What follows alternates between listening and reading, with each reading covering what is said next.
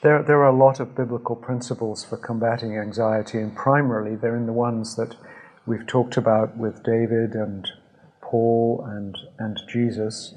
And we can think of other characters in Scripture who were anxious or depressed, like Elijah, when he ran from Jezebel and hid in a cave, and God comes to him and speaks to him in a still small voice. And God doesn't condemn him and say, "Come on, buck up, Elijah, you need more faith, trust me."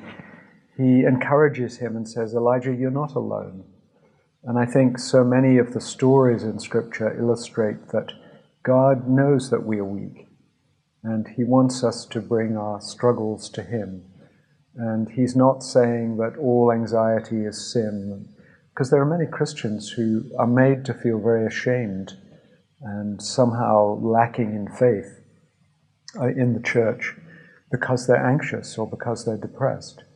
And I think the Bible is full of discussion of anxiety and godly men and women who experienced it. I mean, even Jesus in the Garden of Gethsemane, we are told, was full of anxiety and anguish in his prayer to God to deliver him from the cross.